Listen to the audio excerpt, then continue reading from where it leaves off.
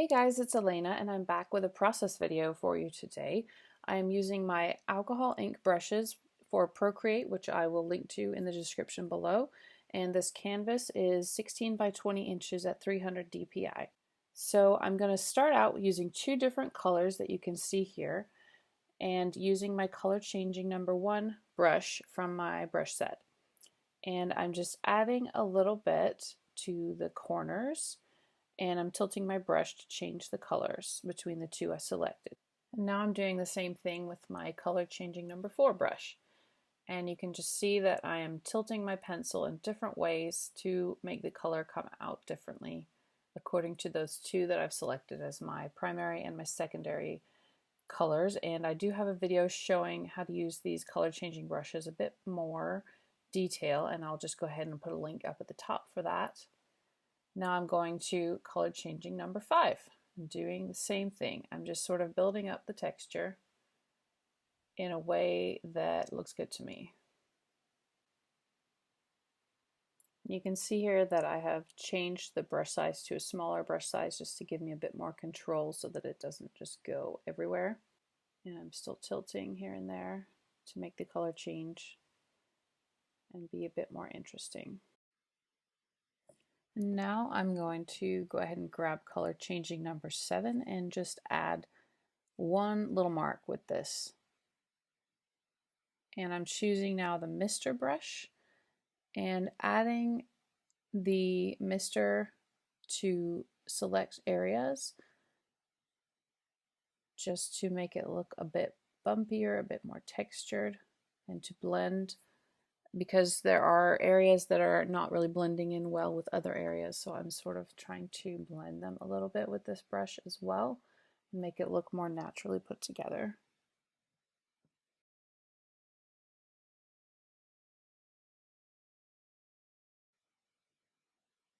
It can be easy to go overboard with this brush, so I'm trying to rein myself in a bit. So now I'm going to go ahead and select the blended brush stroke and trace along some of these lines. And you can see that I just grabbed the color from where I'm working, and I do that a lot with this piece. So this is another way to blend together some of the areas that are from different texture brushes by tracing the lines across those borders, if that makes sense, so that it looks a bit more cohesive. I just grabbed a different color, changed the brush size up a bit, and just keep tracing over these lines. This ended up being an underwater scene, but at this point I did not have that in mind. I was just sort of experimenting.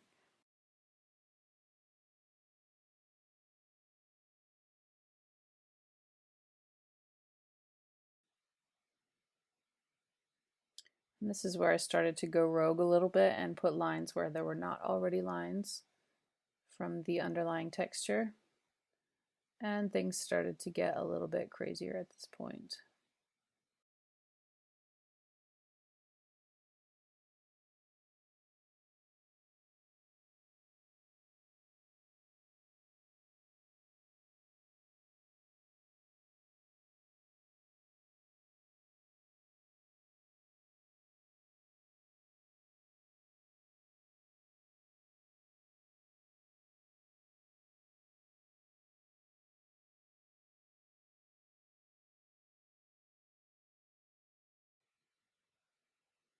It was about at this point when I started to realize that this looked like coral with these tentacles coming out here.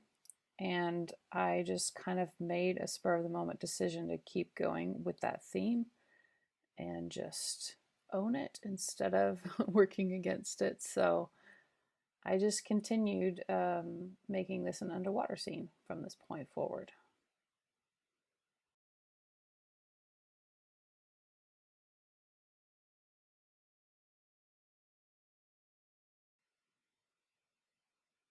So at this point, I'm going to grab the Heavy Bleed Blender brush and just work with a few of these harder edges to make some blurred transitions. Not a whole lot, just a little bit. And I also wanted to smooth out the edge that goes into the dark background. And this is on a black background. I don't know if I had made that clear at the beginning here, but I really wanted to show you what I could do with these brushes on a dark background.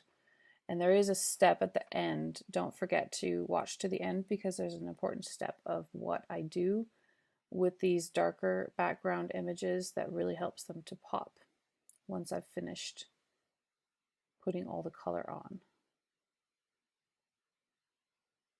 So at this point I wanted to just make a bit more of the tentacle-like coral growth things that I was working with, and really embrace that underwater look.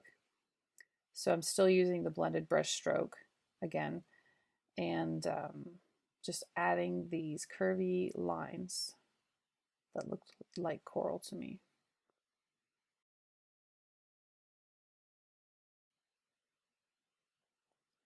And I sort of decided that they were a bit too light compared to the other ones, so I added some more strokes on top to make them a bit bolder.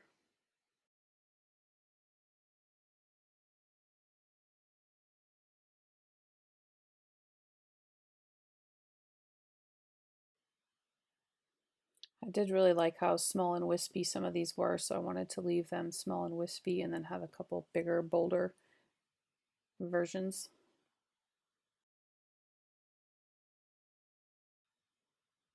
So I went ahead and selected my color splatter brush, and I wanted to add some bubble-like texture in the open area that was not covered with this coral. So I just went ahead and added some bubbles, and this brush, it can get bigger if you press harder and smaller if you don't press as hard.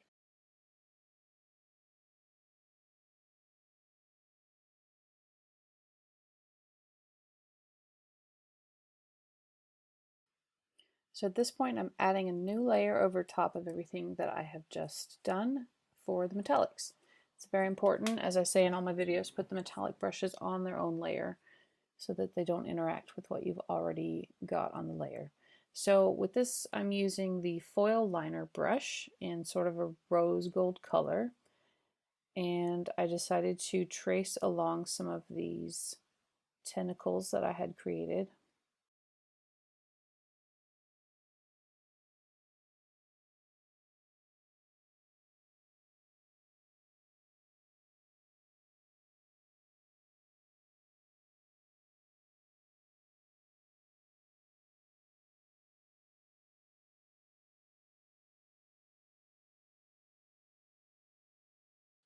I just kept tracing along different lines, trying to keep it interesting.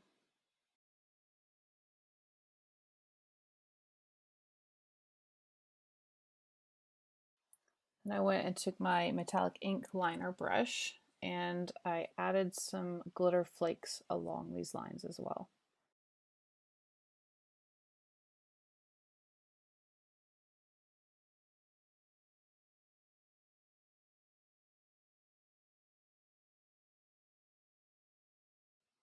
Wanted to add a little bit of extra glitter to this area just to make it sort of an interesting area.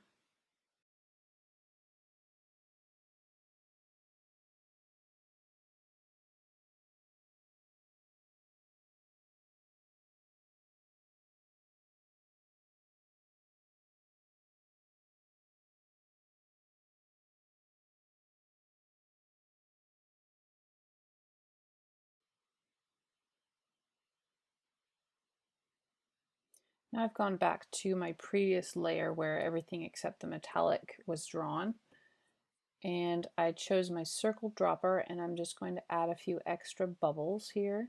And the circle dropper does come out very similar to these splatter brushes, except you can make them bigger and it's just a single drop, so you have a lot more control. So I just kind of experimented a little bit with creating some circles, some bigger circles with this brush.